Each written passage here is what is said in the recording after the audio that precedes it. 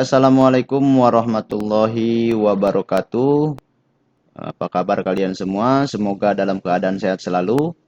Hari ini kita masuk ke MK Pengantar Dasar Matematika, pertemuan yang keempat. Materi yang mau kita bahas di sini ialah tentang aturan ekivalensi ya. Ini adalah materi terakhir di bab logika proposisi. Baik, untuk aturan ekivalensi kita mulai di sini. Dua proposisi A dan B dianggap ekivalen, bisa dilambangkan dengan ini ya, A sama dengan harusnya tambah satu, ini sama dengannya A ekivalen dengan B. Jika keduanya memiliki kebenaran yang sama, seperti itu. Nah, untuk selanjutnya bisa kita lihat tabel berikut ini. Misalkan ada sebuah proposisi majemuk ya, untuk P misalkan di sini B benar, benar, salah, salah seperti biasa. Q benar, salah, benar, salah. Untuk membuktikan di sini ekivalen, kita bisa lihat kolom ketiga, keempat dan kelima saja ya. Nah, kita tidak akan membahas bagaimana nilai benar salah ini didapatkan ya, karena memang ini sudah dipelajari ya di pertemuan-pertemuan sebelumnya. Untuk P dan Q sendiri itu bernilai benar jika keduanya benar saja kalau misalkan konjungsi itu ya. Selainnya salah seperti itu. Untuk negasi P dan Q berarti kan kebalikan dari P dan Q sendiri. Kalau benar berarti salah ya. Salah-salah berarti benar-benar semua. Sedangkan kalau kita cari negasi P atau negasi Q itu tinggal kita negasikan saja ya. Si P dan Q-nya, kalau benar berarti salah, kalau salah berarti benar ya, seperti itu. Maka akan menghasilkan salah benar-benar. Oke, perhatikan untuk kolom ini, kolom keempat ya, dan kelima ini, semuanya bernilai sama ya. Yang pertama salah, salah, benar, benar, benar, benar, benar, benar ya. Ini bernilai sama. Maka untuk negasi P dan Q itu ekivalen dengan negasi P atau negasi Q ya. Seperti ini, ekivalen bernilai sama. Ini adalah salah satu contoh yang disebut proporsi majemuk yang ekivalen ya. Seperti itu. Nah, selain menggunakan tabel kebenaran, ekivalen juga bisa menggunakan aturan atau sifat-sifat ekivalensi ya, seperti itu. Yang pertama ada komutatif. Nah, komutatif ini jika P dan Q itu ekivalensi dengan Q dan P. Jadi dibalik saja, ketika P-nya di pertama itu ketika akan ekivalen dengan Q-nya yang pertama dengan P ya, seperti ini. Selanjutnya untuk P atau Q itu bisa dibalik dengan komutatif, Q-nya di depan atau P-nya seperti ini. Ya, itu bisa menggunakan komutatif, sifat komutatif untuk membalik suatu proposisi seperti ini ya. Selanjutnya ada asosiatif. Nah, asosiatif ini ketika ada P atau Q atau R, maka akan ekivalen dengan P atau dalam kurung Q atau R ya, seperti itu. Jadi yang di dalam kurungnya bergantian, R dengan Q dengan R ini ya, seperti itu. Selanjutnya untuk P dan Q dan R juga sama ya. Jadi bergantian Q dengan R-nya ya, yang di dalam kurung seperti itu. Selanjutnya ada sifat distributif. Nah, distributif ini itu seperti perkalian distributif ya, seperti itu. Di sini ada P dan dalam kurung Q atau R, maka si P-nya ini kita distributifkan menjadi P dan Q atau P dan R, seperti itu. Ya, ini seperti perkalian ya. Nah, oke, teman-teman mungkin sudah paham dengan perkalian distributif. Sedangkan untuk P atau Q dan R ini juga sama ya. P-nya bisa kita gabung untuk atau P atau Q dan P atau R ya, seperti ini. Distributif sama. Lalu ada juga sifat idempoten. Idempoten ini P dan P itu hasilnya P ya. Jadi ketika ada proposisi yang sama, P dengan P, maka ekivalen dengan P itu sendiri. Juga P atau P itu ekivalen dengan P ya. Idempoten namanya. atau juga bisa masuk ke dalam sifat komplement ya, seperti itu. Ya, tapi tulis gak apa-apa, idempoten. Terus ada negasi berganda atau ingkaran ganda di sini. Ketika ada suatu negasi dinegasikan lagi dengan proposisi yang negasi ya, negasi P ya. Negasi terus dinegasikan lagi dengan negasi P, itu hasilnya nanti P sendiri ya. Jadi negatif kali negatif ya hasilnya positif, seperti itu. Terus ada hukum identitas ya, atau sifat yang identitas. Ketika P dikonjungsikan dengan salah maka hasilnya salah ya. Selanjutnya jika P konjungsi atau dan benar, apapun nilai P-nya ya, P dan benar, ini hasilnya P itu sendiri. Nah, P atau salah maka P itu sendiri ya. P atau benar maka di sini hasilnya adalah benar ya. Seperti ini. Jadi ketika dikonjungsikan dengan yang salah suatu proposisi maka hasilnya salah. Tapi ketika didisjungsikan dengan yang benar maka hasilnya benar ya, seperti itu. Lalu ada hukum komplement di sini. Ketika ada P dan negasi P maka hasilnya akan ekuivalen dengan nilai proposisi yang salah ya, seperti itu. Terus P atau negasi P maka benar. Ketika ada suatu proposisi atau P ya dengan negasinya itu akan bernilai benar ya, didisjungsikan itu benar. Seperti itu. Lalu ada hukum De Morgan. Ketika ada suatu negasi, ini P atau Q, maka si negasinya ini akan kita distribusikan, tapi tandanya akan berubah. Jika di sini disjungsi, maka akan berubah jadi ya. Jadi negasi P atau Q akan berubah menjadi negasi P dan negasi Q. Seperti itu. Lalu ada sifat lagi negasi P dan negasi Q akan ekivalen dengan negasi P atau negasi Q, seperti itu ya. Kalau dan jadi atau. Ada juga kontrapositif ya, kontrapositif. Di sini kalau P ya implikasi dengan Q, maka negasi Q implikasi dengan negasi P, seperti itu. Jadi negatif semua tapi dibalik gitu ya. Ya proposisinya dibalik. Ada implikasi material. Jika P implikasi dengan Q, ini akan ekuivalen dengan negasi P atau Q ya. Jadi negasi P atau Q.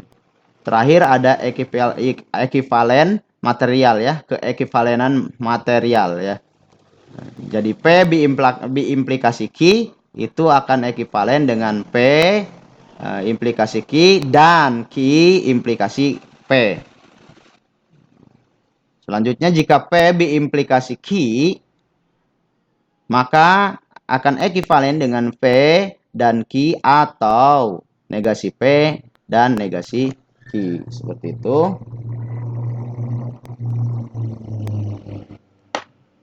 Selanjutnya aturan ekivalensi itu bisa kita simpulkan yaitu dua pernyataan majemuk yang memiliki kebenaran yang sama untuk semua kasus yang mungkin disebut ekivalen secara logika.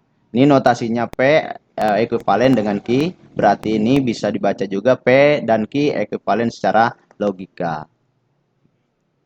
Nah, lihat kita perhatikan kolom ini saja, kolom yang keempat dan kelima itu ekuivalen. Sebenarnya kolom yang pertama ini ya, karena mereka mempunyai komposisi yang sama. Nah, ketika kita diimplikasikan ya semua pernyataan yang ekuivalen ini, maka dia akan bernilai benar semua ya. Karena ketika bernilai benar semua hasilnya akan benar. Perhatikan yang ini dengan yang ini itu kan sama semua ya. Jadi bernilai sama, suatu proposisi bernilai sama diimplikasikan itu akan bernilai benar. Maka pernyataan untuk negasi P dan Q serta negasi P atau negasi Q itu akan ekuivalen dengan pernyataan ini ya. Itu selalu benar. Maka pernyataan yang kolom terakhir ini, kolom yang ke 1, 2, 3, 4, 5, 6, ini akan bernilai benar semua, selalu benar gitu ya. Akan bernilai selalu benar. Nah, untuk lebih jelasnya kita lihat pembuktian ekuivalen proposisi ya. Di sini ada sebuah permasalahan, tunjukkan bahwa negasi P atau dalam kurung negasi P dan Q itu dan negasi P dan negasi Q dikonjungsikan dengan negasi Q adalah ekuivalen secara logika. Nah, untuk penyelesaian di sini kita bisa menggunakan dua metode.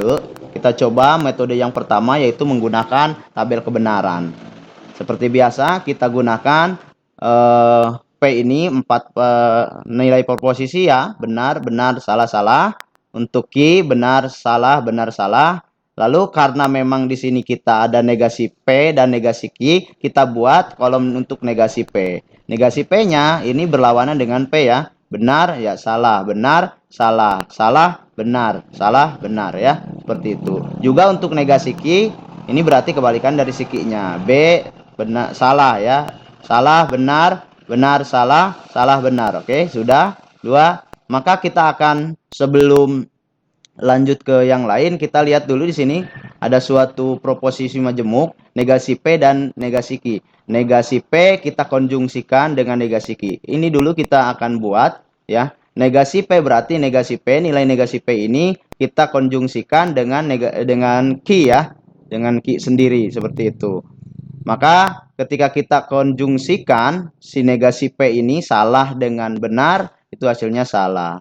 Nilainya akan bernilai salah semua kecuali yang betul semua ya ketika konjungsi itu.